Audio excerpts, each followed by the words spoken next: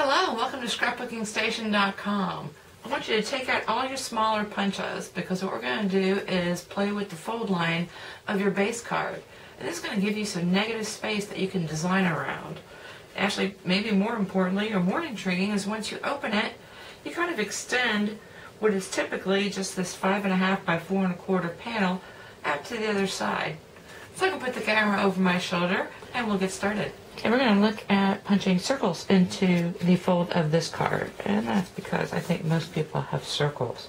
The first thing you do before you start any of these cards is make sure that you can cut through 2 layers of your base, because not all punches are created equal. So I've got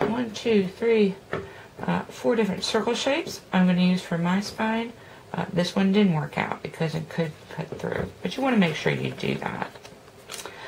You can either draw grid lines, or in this case, I'm going to go from like a medium to a large back to a medium.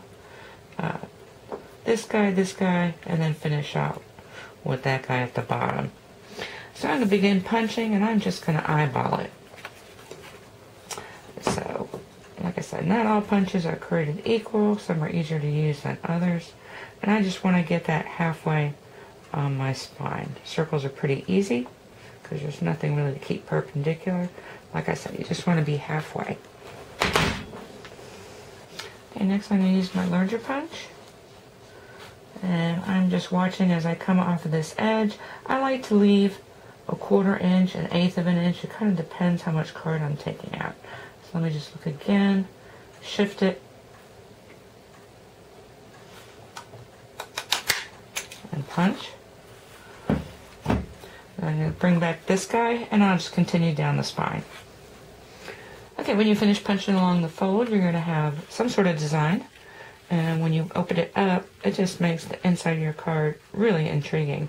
And that was a little close, but I wanted to make sure at the bottom here I had a little bit of an edge.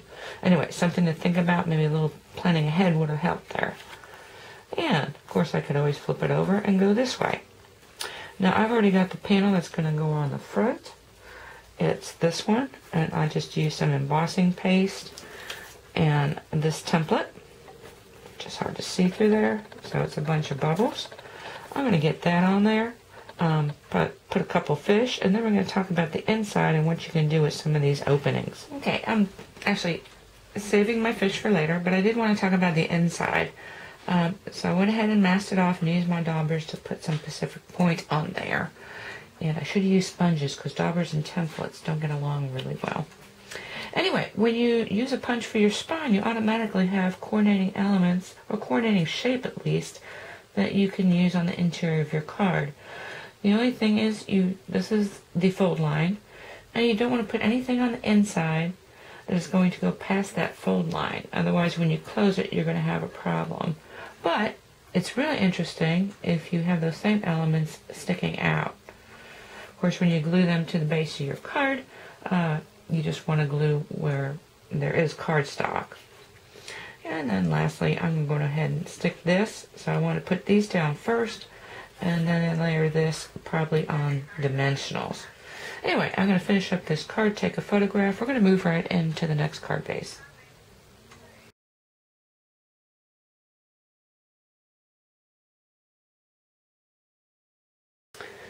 And this card I'm going to be a bit more deliberate. So I've actually, well, first off, kind of tested out a pattern, and this is using the mosaic punch.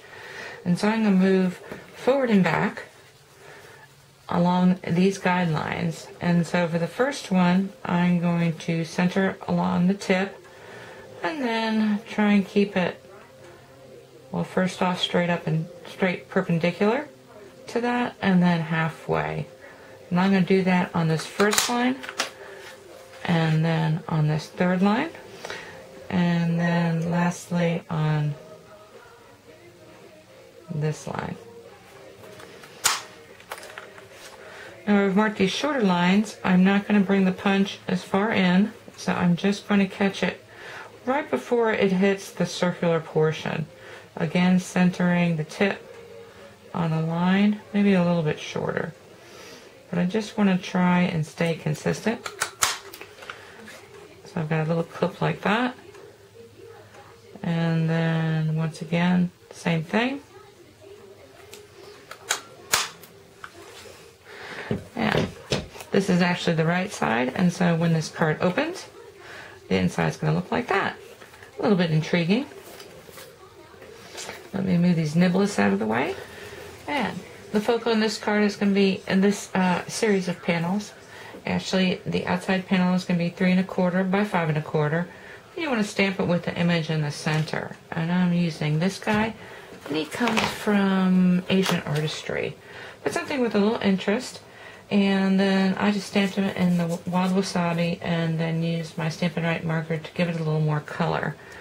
And then on this one, what I did was cover it with a stamped piece of parchment paper.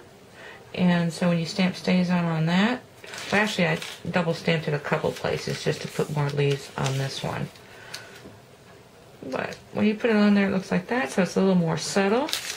If you used vellum, and then even added a little more color on this top, you're going to get something like that. And so let's talk about these window panels.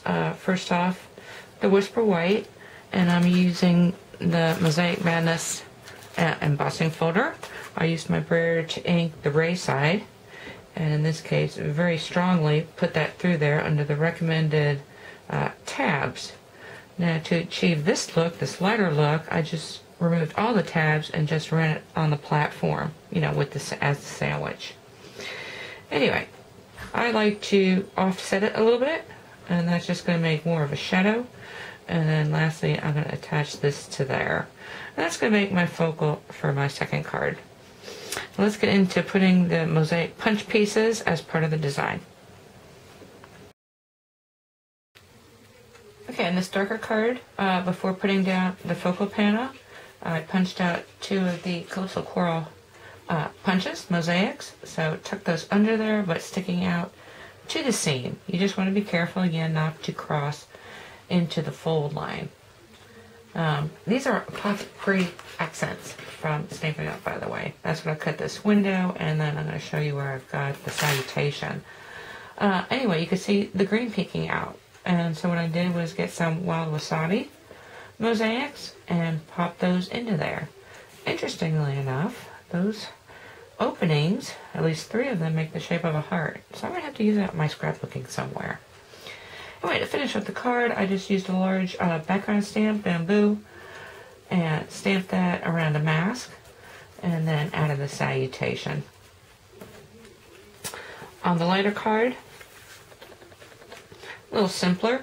And instead of tucking behind, I ended up putting 3 of the mosaics on top, and then the salutation up on a dimensional. And then the inside is simply, again, the bamboo back panel with a piece of cardstock. And in this base card, I switched to a confetti colored cardstock. Just not so white on white. Anyway, those are these 2.